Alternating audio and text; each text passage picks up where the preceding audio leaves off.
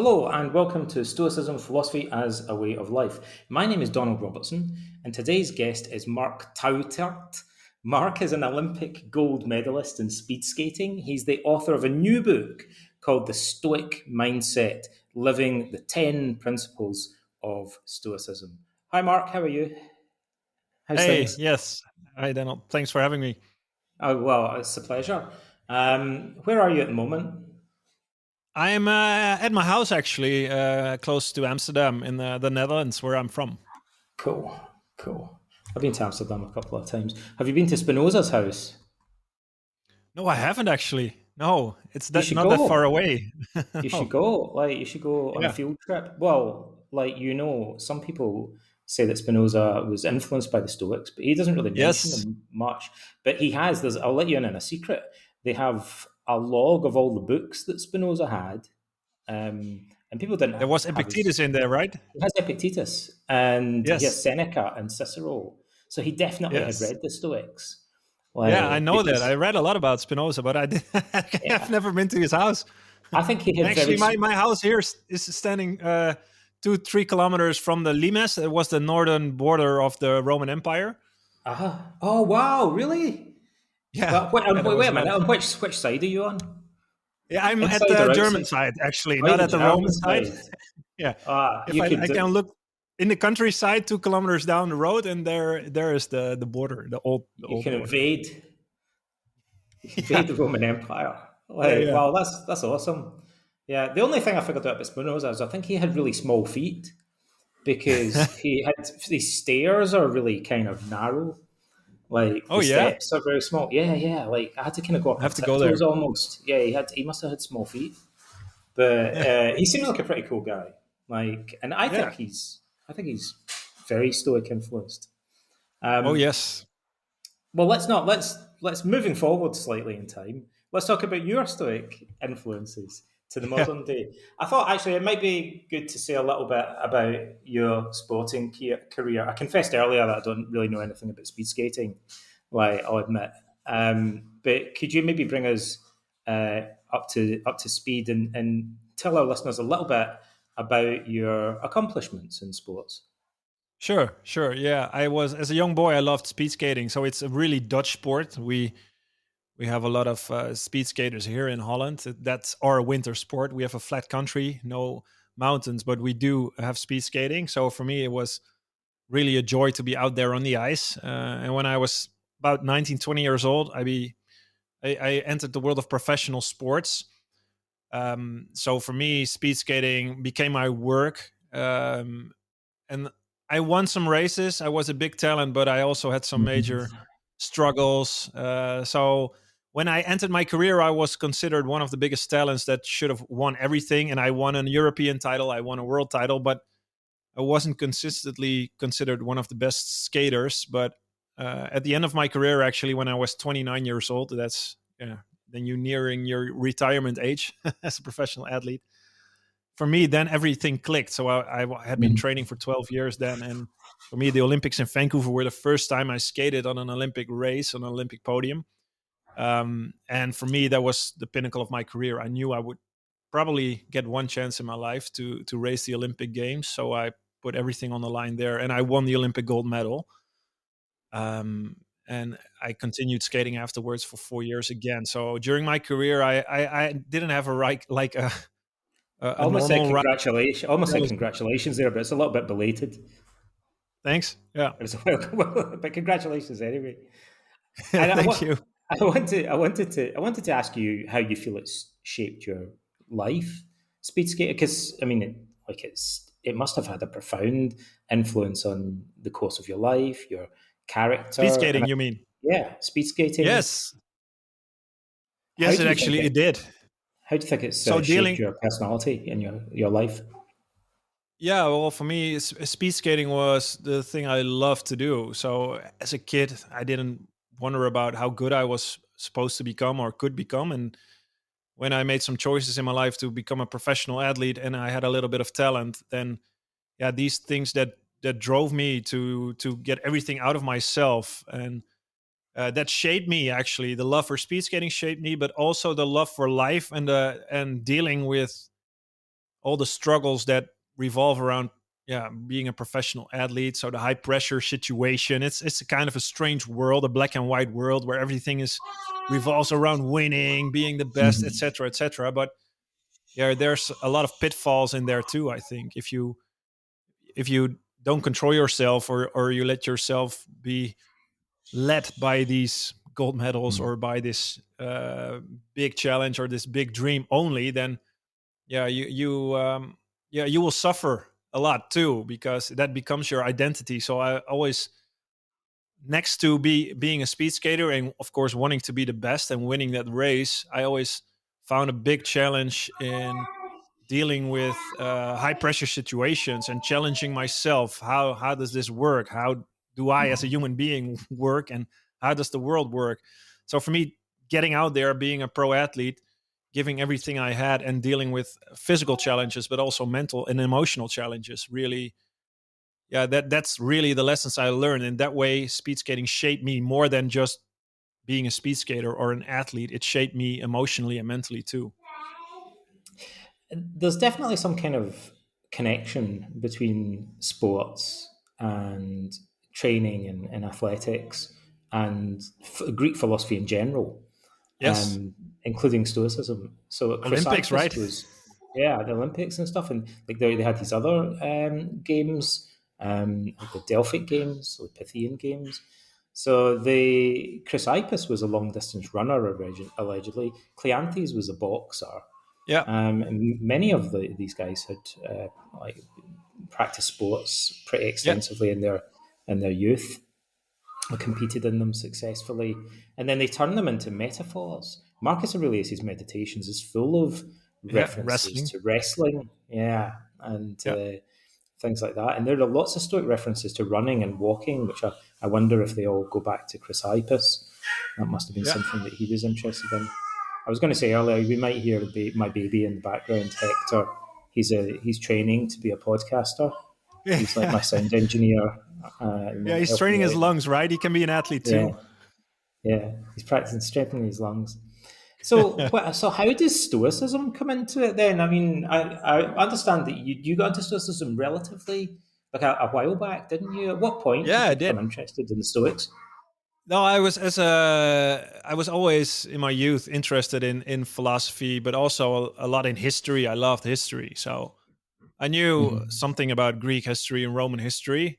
And when I became an athlete, when I was 21 years old, I was considered the top athlete in Holland, the biggest talent. I was training for the Olympic Games in Salt Lake City in 2002. So there was a lot of pressure on my shoulders. And for me, dealing with that pressure, well, I had one solution to deal with that pressure, and that was to train harder. And my Hmm. parents, still was living at home with my parents who were going through a divorce.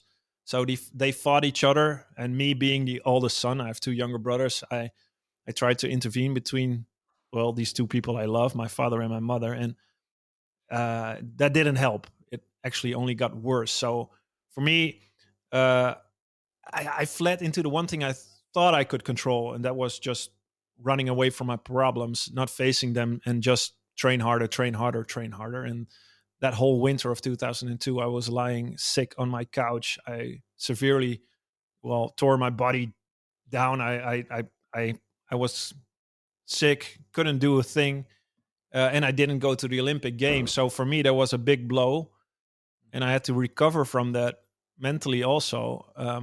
And what helped me the first time I started reading actually about philosophy, a lot about philosophy, when it really clicked, was at that time. I couldn't train, and I read some things about Marcus Aurelius. And that Yeah, really struck a chord with me. And that was the beginning. It developed during the years, during my athletic career. But when Marcus Aurelius talks about dealing with setbacks or the impediment to action, advances action, what stands in the way becomes the way, and these beautiful quotes, I thought that really turned me to, in myself, I thought, hey, I have to put my blinders off and reflect on what I doing and why, because obviously I fooled myself. So how can I protect myself from fooling myself? That was my biggest challenge when I was young, I think. And that's where Stoicism, well, the spark became a little flame there, I think. And Right. during my career, that flame got bigger and bigger. I had a hunch that Marcus Aurelius, maybe I'd heard you say this before, was one of the Stoics that you were interested in.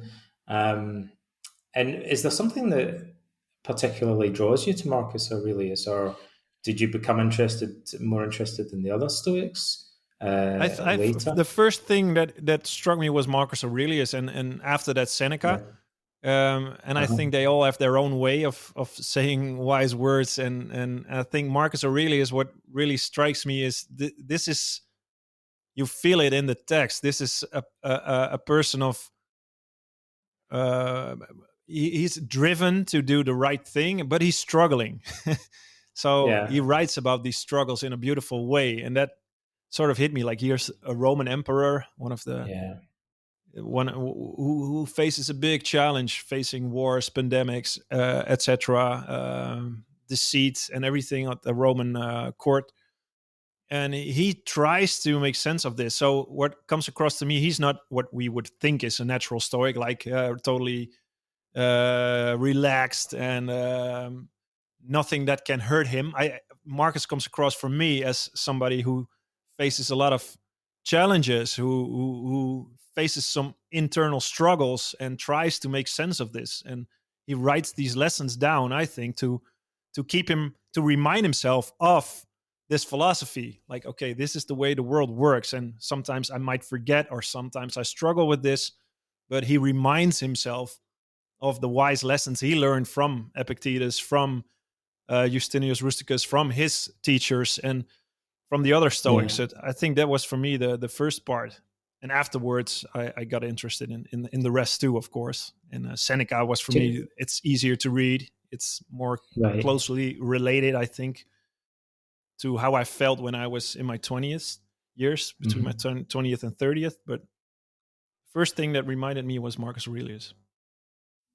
This might sound like a crazy analogy. I don't know if this works or not, but I kind of feel like being Roman emperor is a bit like competing in the Olympic Games of politics, if that makes sense. Yeah. Because when you compete in the Olympics, everybody in the world is watching you, right? Yes. And for Marcus, as Roman emperor, everybody in the world's watching him. Like he's at the True. peak Yeah. of politics. So I think there's some parallels in a way in of the Olympics is the kind of peak of sporting accomplishment, and becoming Roman emperor is the peak of political accomplishment in the second century AD. For Do sure. you? How do you think? So you can, yeah. You got into Stoicism, you got into Marcus Aurelius. How do you think it actually helped you as an athlete? Well, and the first part, it helped me to find some solace in the situation I was in. I couldn't train, so it helped me to reinvent myself. So don't sit down, don't complain, don't look back in anger or in frustration. This is the reality you face. So how Marcus Aurelius looks in life, like he tries to look at it in an objective way. In an objective way, I'm still living. I'm still young. I was 21 years old. I still have a career in front of me. So yes, I faced a big challenge. Yes, I hear the voices around me saying, "Oh, this is Mark Tuitert. He's never going to make it again. He will. That's the end of his career." Marcus Aurelius would say, "Yeah, this is a turning point. This can be a turning point, right? It's up to you to find a new way through this challenge, through the muddy banks of the river, and to climb up again." So, in that sense, it helped me to find a new perspective. So, I made some big, clear decisions afterwards. So my contract was not that important to me anymore. I wanted a new coach, a new team, a new strategy, and we went on that road. So that helped me to make some better decisions, to not fool myself and don't, yeah, wallow in my own sorrow, as to say, but to take charge of my own choices and my own life. And I think that's a powerful message the Stoics sent towards us, and I resonated with that. And afterwards the lessons through stoicism, yeah, they developed during my career, during the setbacks I faced afterwards too. So, do you feel the question I guess I want to ask you Hmm. first of all, about the benefits that you got from Stoicism? Do Yeah. you feel that Stoicism helped you more in terms of your personal life and your relationship Yes, with your family and so on? Or do you feel it helped you yes. more as an athlete, or both? Both, for sure, both. Dealing with high pressure situations, it really helps you to make a distinction what is up to you and what is not up to you, right? So I can look at my competitors and think what they do, or try to feel something what these journalists write about me or people say about me, and I could, yeah, I could put This that dichotomy of past me control. aside me. So no no chaos there, just a clear vision. I want to be the athlete. It's up to me to show courage, to show all these values, to be a great athlete. Never mind the outcome. Of course, the outcome is gold, is winning in sports, but it's not up to you. So that distinction really helped me. And on the other hand, in my personal life, the real struggle for me was when I missed out on the Olympic Games twice in 2006 for the second time. And I did everything right. I made some great choices. I had a great team. I had a great coach. And still things didn't click. Still, I missed out on the Olympic Games. I in certain races I made big misses, and these cost me seconds. So I didn't qualify even for the Olympic Games. So then I was, well, thrown back again, and I thought, what is happening here? I did everything right, right? I made the best decisions in my sporting career. I'm a great athlete. I do everything right, but still didn't click. And for me, that's when I found out that my parents were still fighting each other, and I didn't have any contact with my father for 6 years. So it really came down to me to look at that, to look at my own emotions. I was carrying a lot of anger, a lot of frustration that didn't have anything to do with speed skating, with my work or my sports, but they were inside of me, and I thought they had everything to do with my father. But I think I was wrong.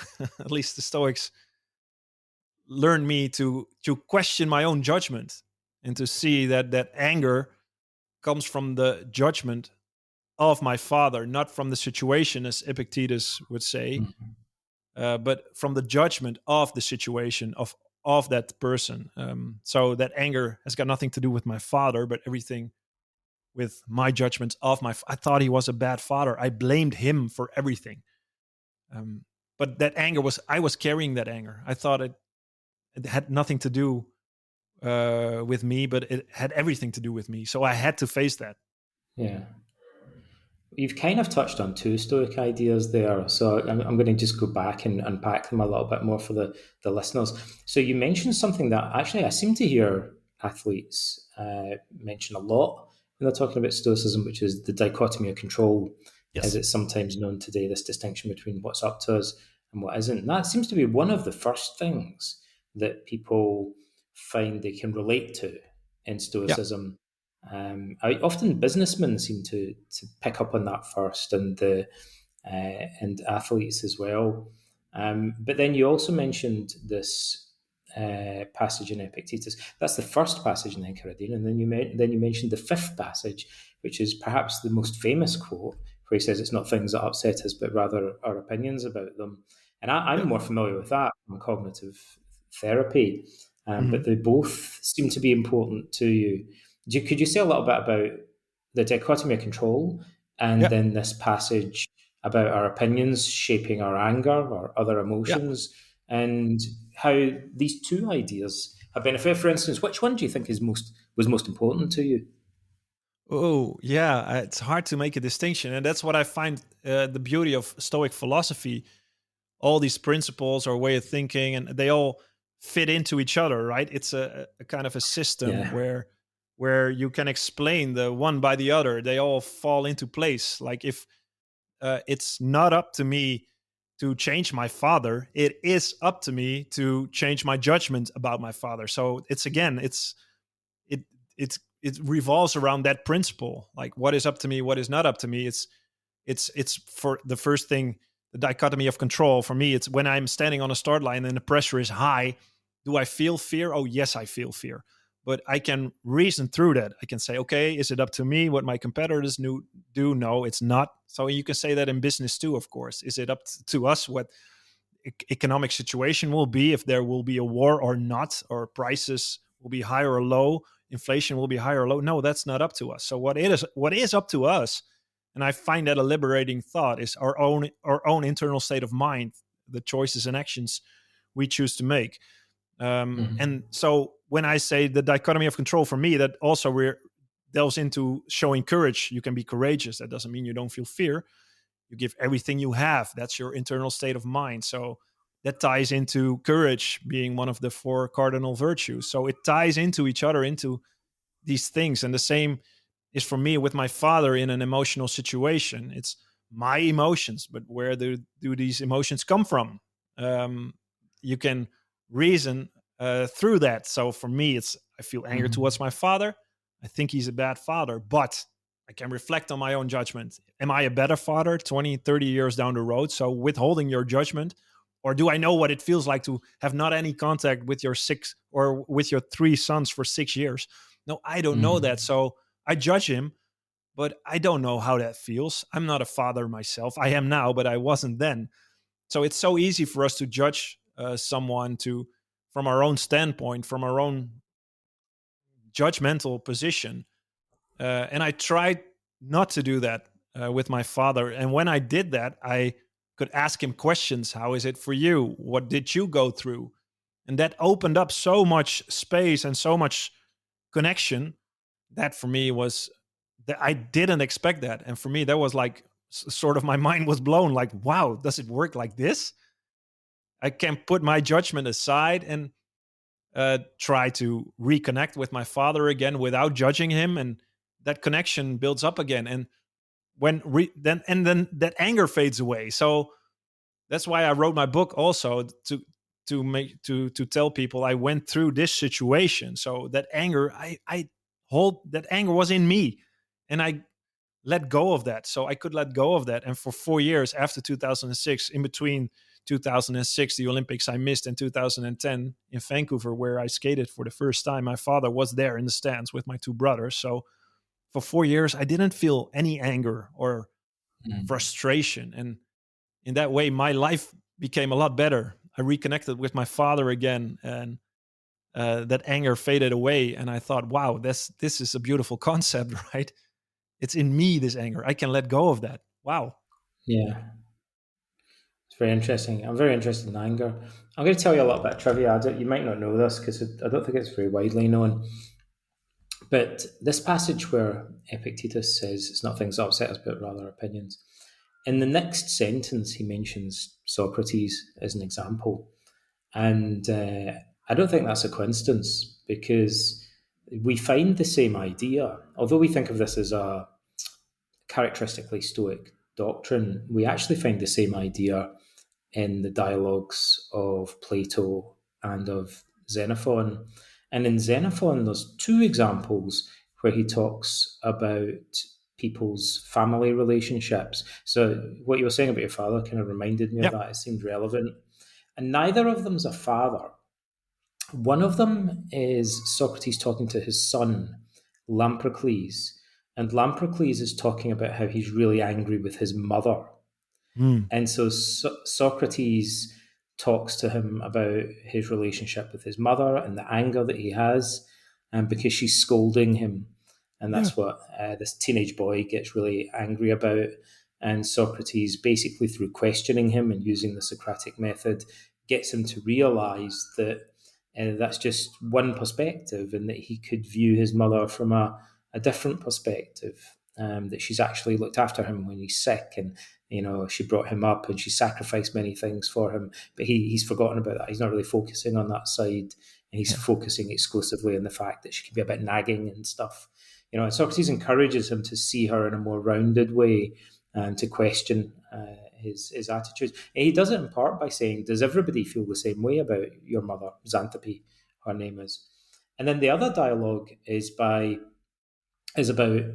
two of Socrates' best friends, right? And their names are a bit of a mouthful. So one of them is called Chaerephon, and the other one's Yeah. called Chaerocrates, Yeah. and they're brothers. And so this is about an argument between two brothers. The younger brother, Chaerocrates, is really angry with his older brother, and in fact, they're not even speaking anymore.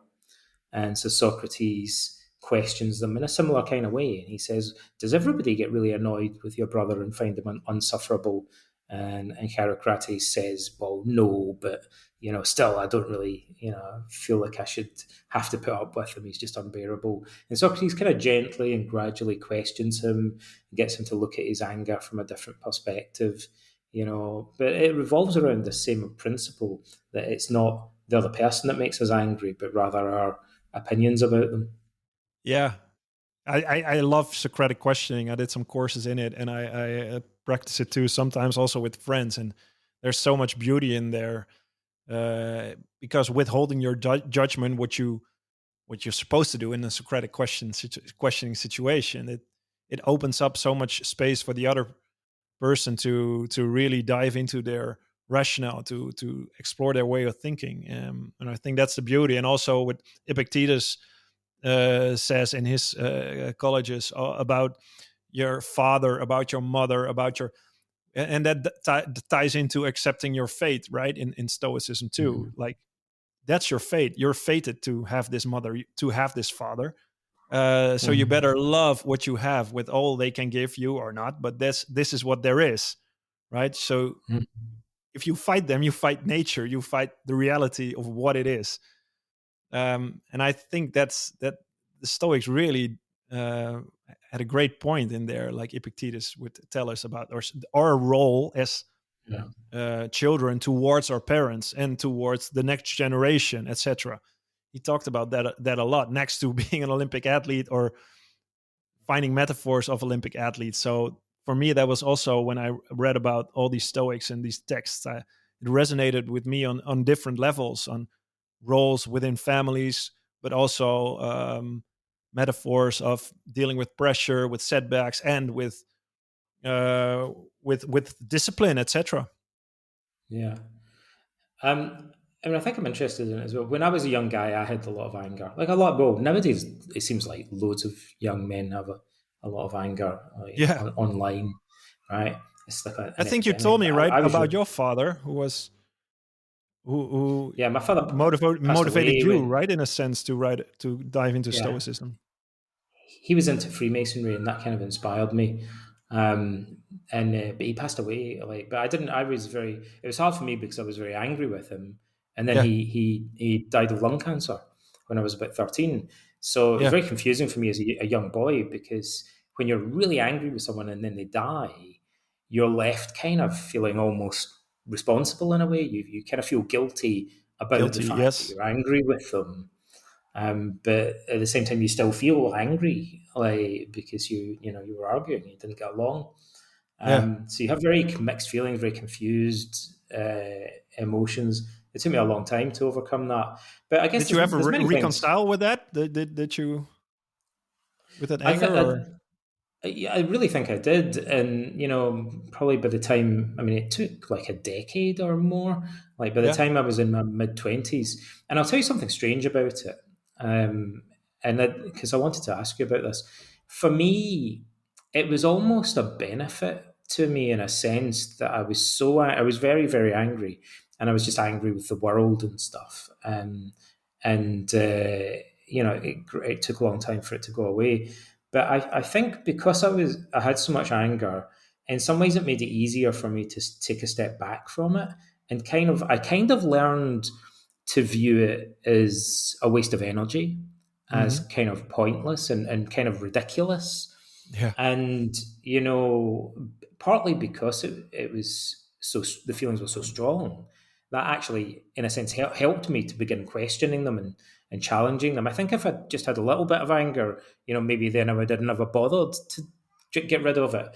But because I thought I have to do something about this anger that I've got, yeah, this isn't normal. And gradually I started to see it as a waste of energy.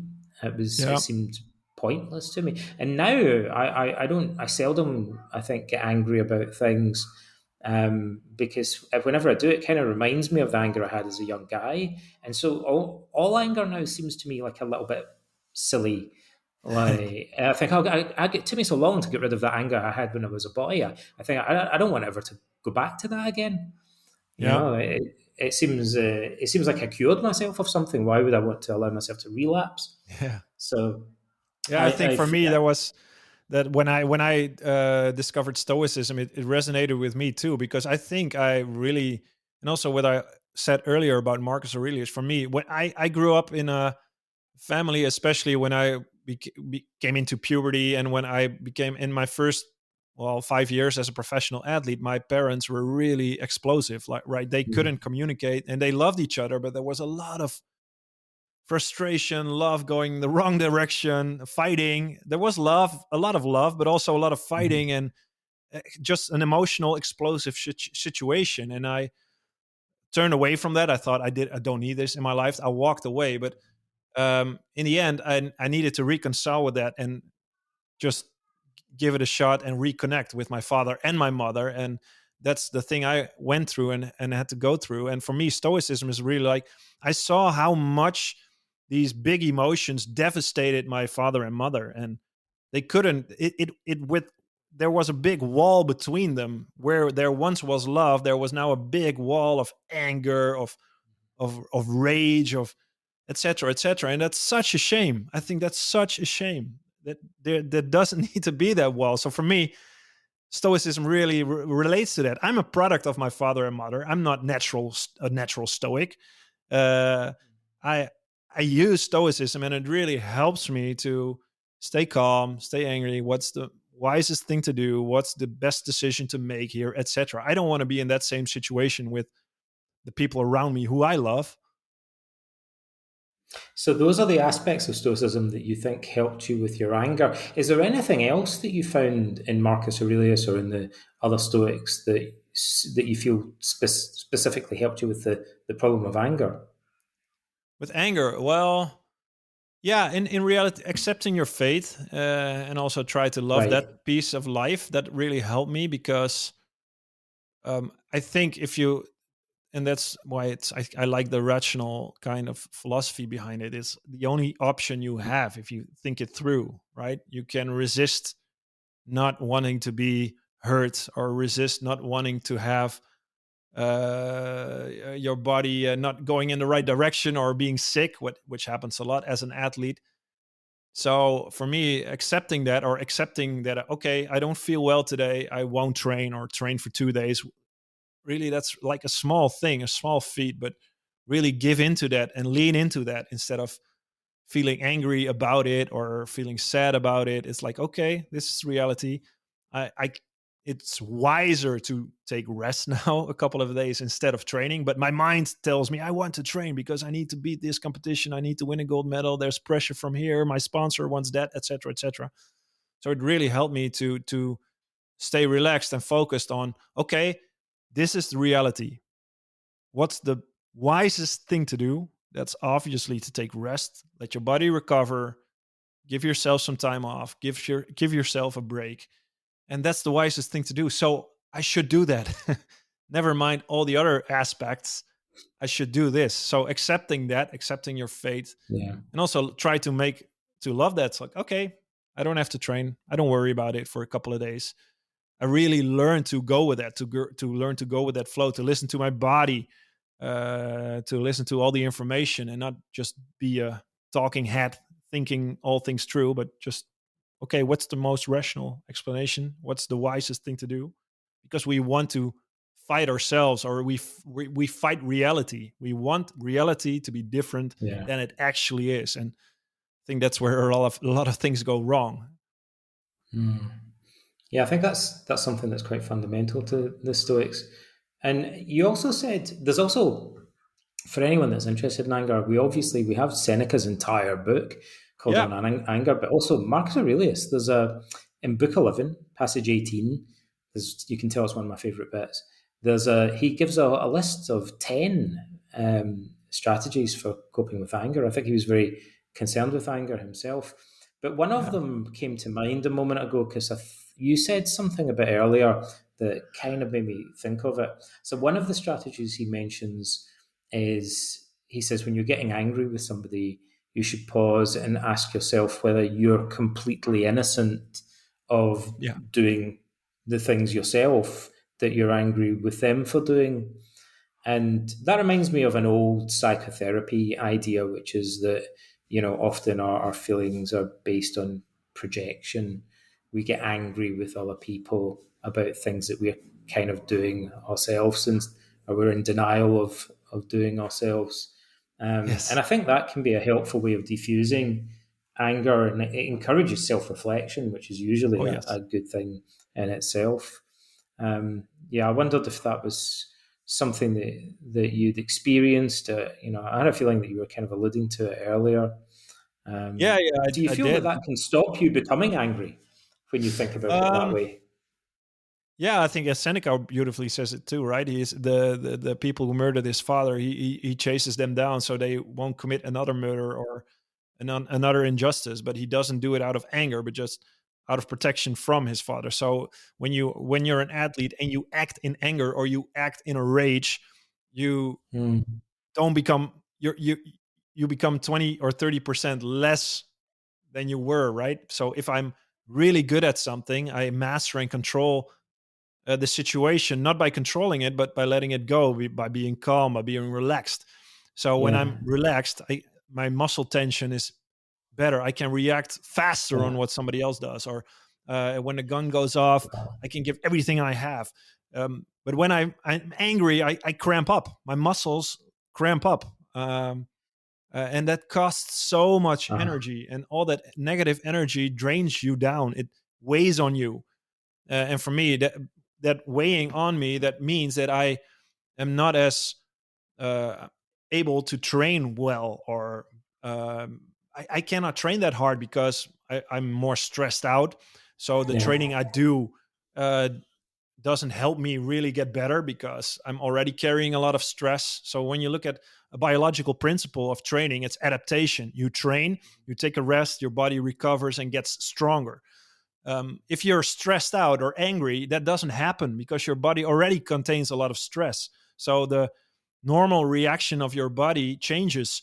You don't recover that well from the training you did. So you never you reach a plateau. I trained for 2 years and I didn't get any better before the Olympics of 2002, and I trained really hard. I thought, what's happening here? But I think that had a lot to do with the anger, the frustration I carried because there was a burden on my shoulders. right. And that's a Gosh, I was funny gonna, thing. I was going to say I wasn't going to ask you that much about speed skating, but I've changed my mind because I think this could be one of the most important bits of the conversation. Now that I think about it, because I want to ask you more about this because it's something that people have disagreed with me about. So I want to see what you think. Hmm.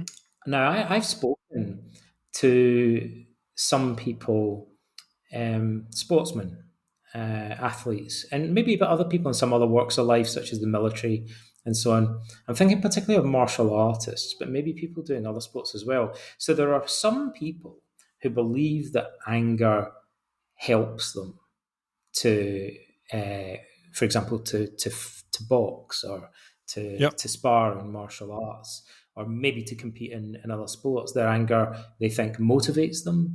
Maybe they Hmm. think it gives them strength. Maybe they think it gives them endurance. And I think there are reasons to question whether anger is an effective strategy for improving performance. But basically, it seems to me there are people out there who believe that anger enhances their athletic performance. So if I put it to you very concisely like that, I wonder what do you think about that? You didn't find it to be helpful in your case. Do you think it can be helpful for other people? What do you think of the pros and cons of Yep. using anger? I almost Yep. want to say it's almost like they're using anger as a performance enhancing drug, right? Figure it Yeah. Yeah. metaphorically, right? Well, there is, of course, if you compete with other athletes and or there are journalists around you, and somebody drags you down and says, "Hey, I don't think you can do that. I'm better than you." Yeah. Something comes into your mind like, "Oh, I'll show you," right? And I Uh-huh. think that's a powerful motivation. So, and I don't know if that's anger, and if you have competition in business too, right? If there's a Mhm. business who makes a product and you face that business with your own product and they say, well, they're not good enough, shouldn't worry about them. When people don't believe in you, you with a team, and you can get together with a team, and that can be motivating. So your team can go like, "Whoa, they don't believe in us. We'll show them." And I Mhm. think that can be a short term powerful motivation, but I don't think that is. I don't think that really is anger. There's maybe Yeah. something Is in it there. anger? I don't know. Yeah. I don't know if that's. I think when athletes talk about being angry, I think they mean this, like, "Oh, I'll show you what I'll I give can do." I don't know if it's really angry. Really, if you're really raging with anger, uh for sure, that's not helpful. No way that It's is not helpful as an helpful. athlete. I'll give you a famous example, right? Muhammad Ali fighting George Foreman, and Muhammad Ali said, "I can't beat this guy. He's bigger than me and stronger than me." But he provoked him into losing his temper, from what I understand. And George Foreman became reckless. He threw too many punches. He exhausted Exactly. himself. Yeah, so he started to get angry and to rage in the ring, and Muhammad Ali used that strategically against him, to make him more vulnerable. And sometimes I've spoken to martial artists who think that getting angry makes them fight better. But one of the things you mentioned, the physical effects. There are also cognitive effects of anger. So, anger comes with a whole barrage of measurable psychological Yeah. biases that can affect your performance in many ways. And it affects your attention as well in ways that could influence the outcome of your performance. But one of the most interesting ones, I think, is that we know that people suffering from anxiety tend to overestimate risks that they're facing. So that's no Yeah. surprise. Anxious people are scared, right? And they worry. So they tend to exaggerate the dangers or risks that they're facing. But angry people do the opposite, and they tend Yeah. to underestimate risk that they're facing. And that means that they're more likely to expose themselves and other people to danger. So George Foreman, when he's throwing all those punches, was perhaps underestimating the risk that he was exposing himself to Yeah. by by doing that. Oh, but And a so lot of someone athletes also, did that. Yeah. It was yeah, also, of course, Michael and so Jordan, Kobe Bryant. They really did try to annoy somebody. So if somebody wouldn't take it anymore, they would lash out, and they wouldn't. They knew, right? Okay, they're mine, because they would yeah, provoke the other person. And like Epictetus would say, if you provoke the other person, and you get complicit in the situation if you react. And that's what they actually did, and that's what happens a lot in professional sports. And I think the martial artists I know, they are really controlled about their emotions. About they have to be. If you're relaxed in a sort of sense, you're really susceptible for everything what goes around you. You can react in a really fast way. If you're angry, yeah, exactly. Some other characteristics happen. Your cortisol rises up. You get blurry in your sight. A yeah. lot of things happen that are not beneficial for your performance. And the other thing that strikes me about it is that I think generally there are different types of anger, but I think generally when people become angry, they seem to often want to hurt or humiliate Yes. the person that they're angry with. Now, the irony about that is that hurting somebody or humiliating them isn't necessarily and often isn't the best way to actually defeat them. So it may be that if somebody's attacking you with a knife, for example, and you get really angry, you just want to punch them in the face, but you might be Yeah. better off disarming them first. But to do that, you'd need to think a little bit more tactically.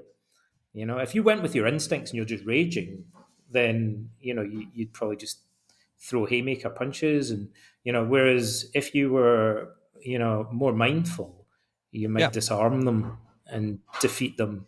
And I think it's the same for people in the military, for example, that defeating an opponent or disarming them,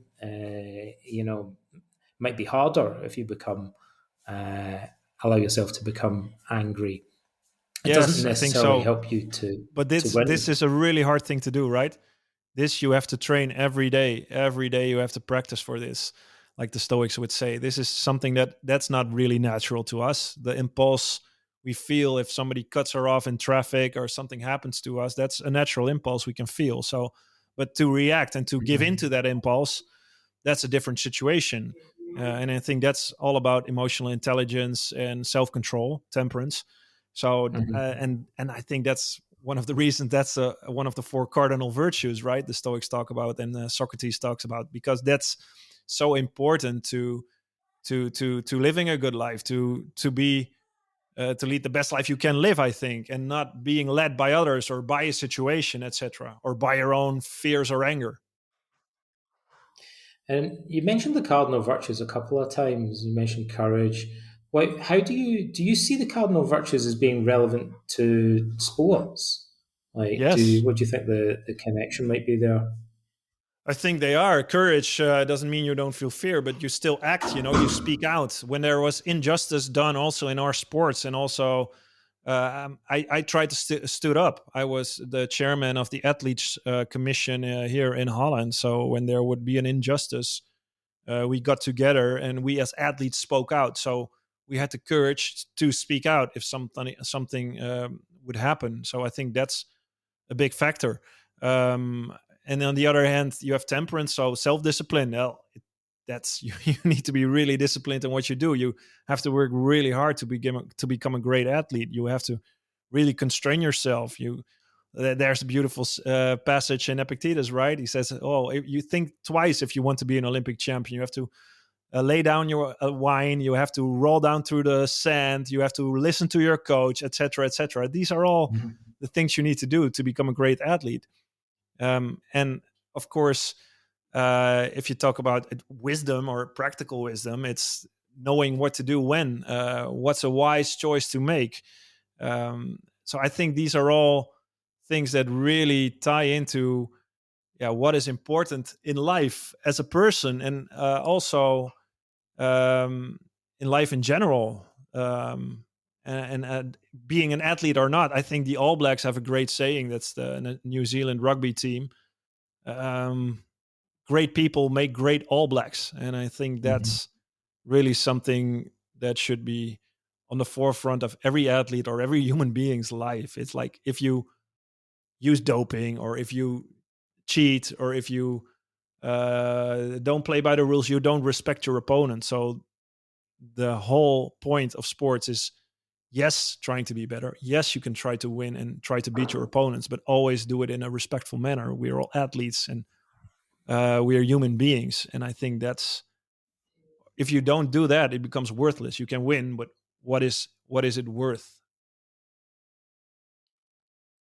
There's, I think, a passage attributed to Chrysippus, if I remember rightly, where he makes exactly that Don't point. trip. He's talking about running. Yeah, he says you could just trip someone if you wanted to win. Yeah, Like, you could, there's other, you could cheat and win, but then what would be the yeah. point of taking part in the I think it's contest? beautiful, right? You want, if you race, you want to win. Of course, that's the principle of a race, right? There's Yeah. nothing wrong with that. And in an ethical sense, that's not good or bad, but there's nothing wrong with that. If you race, you want to win. You try to be better or beat someone, but not by tripping them. Mhm. So, more recently, I mean, you've been thinking about Stoicism for a long time. It's been Yeah. benefiting you. You've been talking to people about Stoicism for years. What led you now, like more recently, to decide to write the book?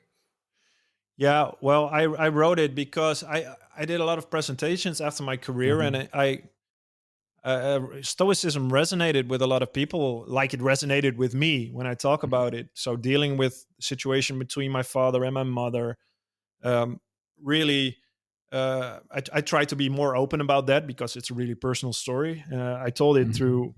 well, a lot of news channels here in Holland too, and people would always Hmm. ask me, where should I start reading to, and I of course would say Marcus Aurelius, Seneca, Epictetus, but I thought there or your books, which are great, but I thought, hey, I need to. I talked to some people and they said, why don't you tell your own stories? You put Stoicism into practice as an Yeah. athlete, and you try to make sense of it. So I thought, hey, I don't.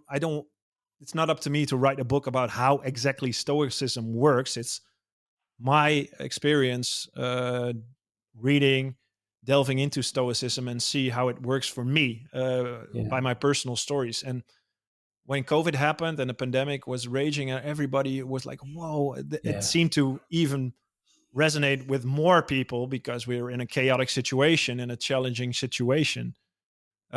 So I thought about that, and I have a company, I have my own family, etc., and everything was shut down for a couple of months, and then I it resonated with me like, hey, this is the perfect time for me to write down these lessons and see if other people resonate with this and maybe find an entrance point into Stoic philosophy. So after reading my book, The Stoic Mindset, maybe they're more motivated or inspired to read about Marcus Aurelius or Seneca or Epictetus or Diogenes Laertius or whatever Stoic text they can find. Yeah, I kind of thought in a way we'd reached peak stoicism or it sort of plateaued out, and then the pandemic happened, and Yeah, suddenly sales of books on Seneca went through the roof and stuff. yeah. Um, I've got another question for you before I forget. Are Dutch people particularly into stoicism? Do you think? Ooh, I think Because you, I you would be notice, able to answer that question better than I can. I think I don't know. I I don't know. I think statistically, there are certain countries that keep showing up. You know, we have demographic data from our events Yeah. and stuff like that. And the big ones are like, to be honest, America, Canada, the UK, and particularly big metropolitan cities. Toronto, Stoicism is huge. New York, I Mm. think London, it's pretty big. And then there's other countries that where it's popular, maybe like in a way that's a little bit surprising at first because there's not an obvious connection. Like Brazil, Stoicism is really popular, but Holland comes up pretty high in the list of regions where people are attending our events from. And there's some Oh yeah. historical connection with Neo Stoicism and Spinoza. I kind of get the feeling that Dutch people are like are particularly into it. Yeah, I think so too. Because the I think a lot of people dive into Stoicism. They have like so, I find it fascinating. A lot of people have a sort of like a background in Christianity. I was raised as a Catholic, and it's also like yeah, when you move away from that or you get older, you think, hey, what's something that resonates with me in life? And I think here in Holland we're pretty open, not that dogmatic. So that might Mm-hmm. be that's got something to do with it, maybe. So yeah, I try to I try to promote it in every way I can because a lot of people find some great meaning behind these words and behind these principles. So yeah, yeah, I don't know, maybe And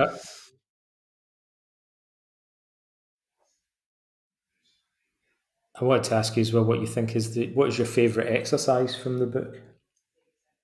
well, I think one of my favorite exercises is I call it drone shots of your life Mm-hmm. in a certain chapter. Like it's the view from above. So if you have a drone, you fly over your house, you look down, and what do you see? What's your role? What role do you play with your kids, your family, or even bigger if you fly higher, like in your town, with your communities, or even higher up in your country, or the world even. I think that's something I meditate on. Um, and when I sit down, especially in nature, I love to be out in nature. It's the feeling you have when you're standing on the mountain, right? If I love to go into the Mm-hmm. mountains to ski, to hike, to mountain Mm-hmm. bike. And when you're standing on top of a mountain, you look down on the earth and you're like, whoa, that's a feeling of yeah, humbleness, a feeling of what's my role to play in life. And it's not always that you find the direct answer in that, but it it can give you a perspective, a different perspective on life. Mostly, and so many people I talk to, we're all heads down in our work, day to day operations, dealing with everything that's thrown on our platter on a daily basis. So we get in a sort of operational modus operandi, and we never take the time to reflect and look back or take a view from above and view where we're at. And I think that's such an important piece of your life to do that. What do you find valuable in life, and how do you reflect on that, and how do you act on that? to think about this and take time to think this through every now and then, I think makes life better and makes it worthwhile, especially for people who lead or lead teams and have a big responsibility. Yeah, I think that's a good place to draw things to a close. But I just had one other quick thing that I wanted to mention. When I saw you previously, it was where I am now, in Athens, Yeah. at the event that we were speaking at. And I kind of wanted to ask you. Well, first of all, is I can't remember. I probably asked you at the time, but had you been to Athens before, or was that the first time that you'd been here? No, that was actually my first time being there. So first time in Athens. How Yeah. did you feel about the experience of visiting Athens after having, been into Stoicism and philosophy and stuff? Oh, And I what was it loved like to it. I visit really the, looked the forward to it. birthplace of philosophy? Yeah, I love to be Yeah, there. It's resonates. yeah. I think it can be an interesting experience. In some ways, it can bring the philosophy to life a little bit more. To see the Acropolis, for example, and the Yeah. Agora, Yeah, walk there and to around the think that, Agora, right? We read about yeah, the Stoa, and you see it out to there. see the Well, store. it's not the most beautiful sight to see the ancient No, Agora right there, but yeah, the temples. And I love history. I love to going to Rome too. It's such a beautiful city. I love going to Athens, and there's so much history, also yeah, Olympic history. So the knife cuts at two ends there, and yeah, yeah, I'm in awe with history. I love history and also classical philosophy. There's so much yeah. wisdom in that philosophy, and it will be around now, and it's still so useful nowadays. I think for the challenges we face and I faced in my life, and it will be 2,000 years from now again. I think Oh, these are some yeah, key core human lessons that resonate with us as human beings. It does it with me and a lot of people I talk to. yeah, So I think that's such a powerful way. And if you don't have to be stoic to there's not a set of rules and then you're stoic and then it's good or bad. I think stoicism really serves as an inspiration to be yeah. better and to challenge yourself and to ask yourself, why did these stoics think like that, and how do they use this philosophy in life? And if you do that, you go through that, there's a lot of gold in there. There's some golden coins, some really great wise words which can enrich your life, I think. Well, you've reminded me, I guess, of another interesting thought about the history of athletics and philosophy, which is that it seems to me that, like many things in life, which we now think of as distinct or separate professions or parts of life, that athletics and religion and philosophy and military service and dance and the arts in ancient Athens and to some extent in Rome weren't completely separate things in the way that they are now. They were kind of more closely intertwined with one another. So the athletic games would happen at religious festivals, and the athletes would train in the gymnasia where the philosophers taught. Yeah. Right. So they were these things were much more closely connected than they are now. They've become separated over the centuries. So it's interesting in a way by studying Stoicism, and coming at it from the background of being an Olympic athlete, you're kind of reconnecting things that used to be more connected in the past.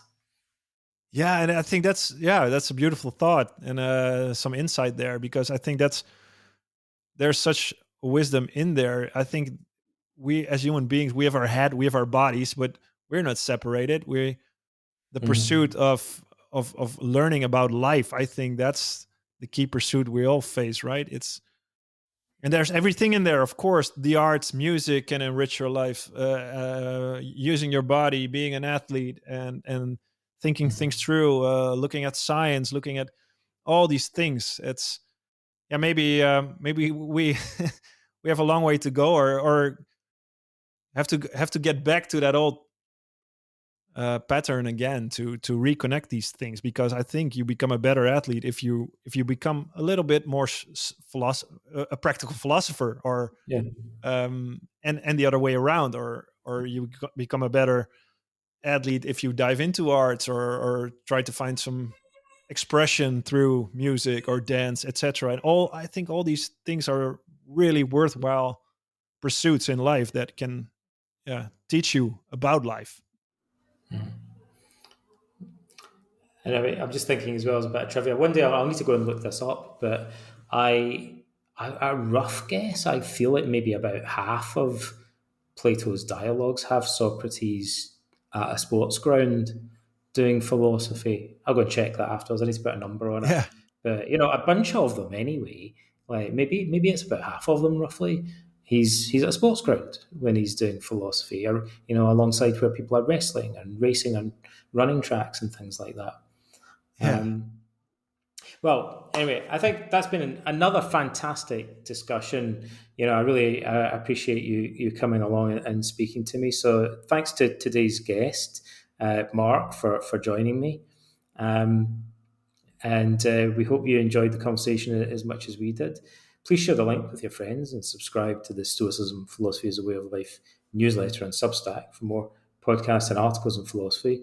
Thanks for listening. It's goodbye from me, Donald Robertson, and goodbye from my guest, Mark. Yes. Bye, everyone. Thank you all.